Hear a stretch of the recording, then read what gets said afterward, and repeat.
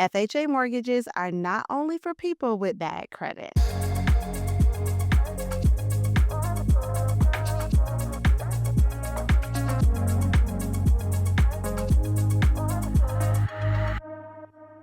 My name is Arlicia Jones, and I'm a mortgage broker. And today we're going to talk about how you can use an FHA loan to build your investment portfolio. We're going to talk about a few different strategies that you can use to help you in this game of real estate. Let's talk about what an FHA mortgage really is. An FHA mortgage is a government backed loan that only requires 3.5% down. Low credit score, flexibility. They typically allow for you to have a 580 credit score, but there are some lenders who go lower. Here's a caveat. FHA is only for primary residence, but that doesn't mean a single family home only. But here is where the real win comes into play. Let's talk about strategy number one, live in flip. Now, I like this strategy because essentially you need a place to live. And you're going to use this mortgage that will allow you to live in your home and fix it up while you live there. And here's kind of what that strategy will look like. When you purchase a home with an FHA mortgage, there are a few different type of FHA programs that fall underneath that category. You can purchase with an FHA loan and only put 3.5% down. And it's just a regular mortgage. You'll pay it every month, build equity in the home while you live there. And then in a year, you'll rent it or sell it. The reason I say a year is because FHA has a guideline and a requirement for occupancy that states that if you purchase a home using that product, that you are required to live in that home for 12 months. FHA also has a loan product that we call a 203K. It's like a renovation loan. This product will allow you to do renovations to your home and live in that home as well if it's habitable. If not, you can do renovations in that home. Once those renovations are done, your 12 months then start.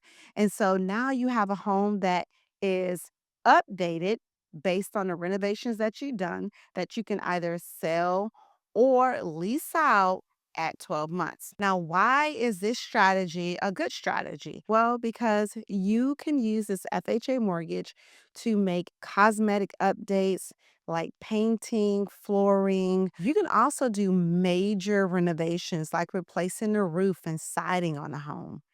Appreciation plus principal pay down equals more money. Now, let's talk about strategy number two, which is multi unit, playing the house hack game. FHA allows you to buy up to a 4-unit property. You must live in one of them, and you can rent out the other 3 units to offset your mortgage. Now, I like this strategy because you got rental income on paper that helps you qualify for a home that you may not have otherwise qualified for. I also like this strategy because you get to gain property management skills, which is important if you plan on doing this investment strategy. It kind of will give you that proof of concept for your future deals. It'll let you know whether or not you want to even be a landlord. If you are in a multifamily property and you are managing the other 3 units yourself or with the management company, it will just kind of let you know whether or not this is an ideal situation for you as a owner. This is ideal for people who are not necessarily in investment, but they're new to it. And it allows you to buy with minimal cash down. With this strategy, you have appreciation in your home plus cash flow and a tenant paid mortgage because it is highly likely that those other 3 units that are being rented out will cover your mortgage payment. Now, the trick is to finding 2 to 4 units within your market, but this is a strategy that a lot of people use. Now, let's talk about strategy number three, generational wealth housing. Using an investment home to buy a space for your family or in laws, adult children, or even college students. FHA allows non occupant co borrowers to go on a loan with a person who hasn't used an FHA mortgage before. So let's say you have an FHA loan yourself and you want to buy a home for a child that's away in college. You will be considered a non occupant co borrower on that loan. You can set up a child and home ownership as early as them graduating out of high school. This is a strategy that I've had individuals use multiple times to help their children build wealth. I've had individuals use this strategy when their kids are away in college. And so now they have a place to live while they're away in college. And in addition to that, they are having income because most times college students are away and they need housing, right? So what they do is rent out the rooms in that home and allow their college kid to get that income. This is a strategic move. This allows your child to occupy the home now and take it over later. One of the things that you have to be aware of, especially with the multi-gen case strategy, is that you can have two FHA mortgages at one time. If your kid is away in college, they need housing. And when you purchase that home for them using an FHA mortgage, not only are you giving them housing, you're also giving them rental income. Once they finish college, you can then have this property as a home that is generating income even down the line. Because if the home is in a college town or city, guess what? Those college students will always need a place to live. So it's a win-win for everyone. After a year, your exit strategy is refinancing it into a conventional loan and using FHA again, or keeping it as a rental, even if you move out. Or you can sell it, extract the equity for your next down payment. FHA is the first domino, literally not the end of the story. And one thing that people miss is that you can use it over and over again.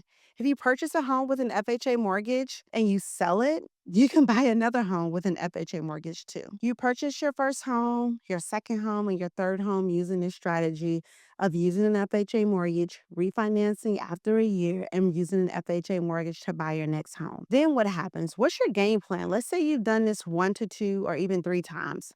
What is the exit strategy from there? Think about loan products like conventional and DSCR loans and even portfolio loans. These are loans that investors use after they have built their portfolio. These loan types allow for progression in your portfolio.